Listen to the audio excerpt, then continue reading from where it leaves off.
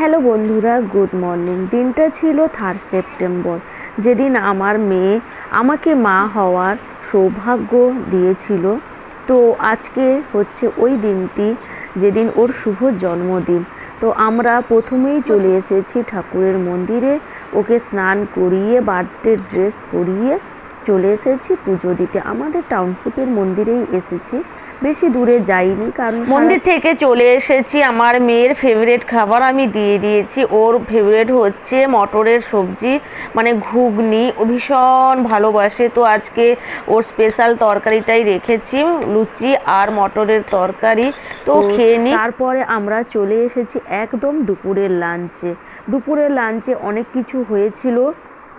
আমি প্রত্যেক বছর চিকেন বানাতাম, বাট আমি শুনলাম যে চিকেনটা ভালো নয় বানানো, তো এই বছর আর চিকেন বানাইনি। এখানটায় আমি শাক ভাজা দিয়েছি, চিচিঙ্গা ভাজা দিয়েছি, কাঁচকলা ভাজা দিয়েছি, বেগুন ভাজা দিয়েছি, আলু ভাজা দিয়েছি আর মাছ ভাজা দিয়েছি। আর তার সাথে আছে মাছের ঝাল দেওয়া, আর আছে ডাল, মসুরের ডাল আর চাটনি আর স্যালাড আর এই যে চিপস, আরও এইগুলো একটু সাজিয়ে দিয়েছি। তো এখন ও দুপুরের লাঞ্চটা করে নিক, তারপরে ওকে চটজলদি ও ঘুম পাড়াতে হবে, কারণ হচ্ছে সন্ধ্যার সময় পার্টি আছে। আর পার্টিতে যে কী ধামাল হবে, তো ওটা তো আপনারা দেখতেই পারবেন, লাস্টের দিকে ভিডিওতে আছে।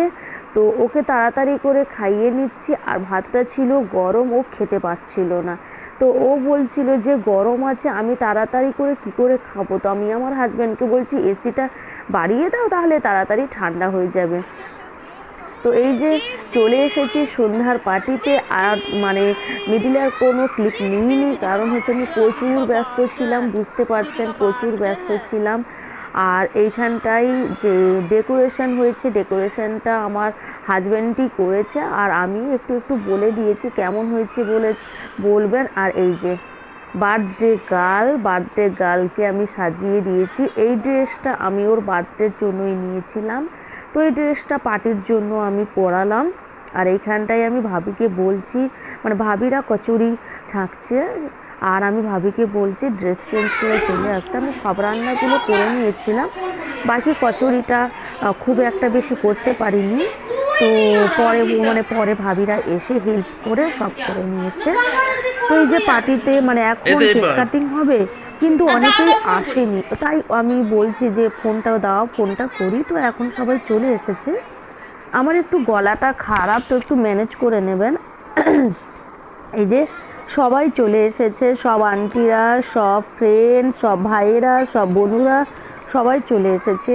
আর আমি তুলিকে বলছি, তুলি একটু সামনের দিকে এসো, তাহলে ছবিতে আসবে।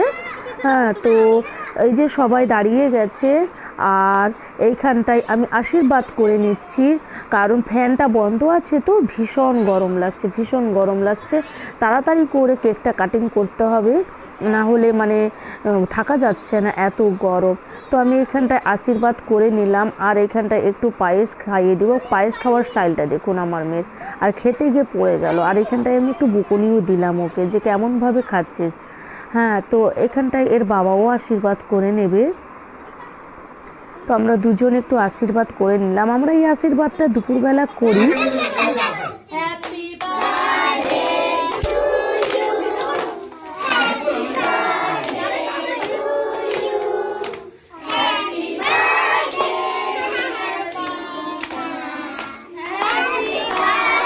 কেক কাটিং তো হয়ে গেছে, এবারে সবাইকে খেতে দিয়ে দেওয়া হয়েছে। সবাই এক সারিতে, সবাই তো যা হোক হয়েই গেছে। আমি ভাবছিলাম জায়গা হবে কি না, আমার মেয়েকে দিইনি, কারণ ও একটু পরে খাবে, জায়গা নেই। তো সবাই তো বসে গেছে, কিন্তু কি মেনু হয়েছে ওটা তো বলা হলো না। ওটা হয়েছে বাসন্তী পোলাও, আর তার সাথে ডাল তড়কা, আর হয়েছে আলুর কচুরি, তার সাথে আলু, পনির আর কাবুলি চানার তরকারি, পায়েস, কেক আর মিষ্টি। পায়েস, কেক আর মিষ্টি, বাস এইটুকুনি ছিল। আর বেশি কিছু করিনি, কারণ বাচ্চারা এমনিতেও খেতে পারে না। তো পার্টিটা কেমন লাগলো আর প্লিজ জানাবেন। বাই।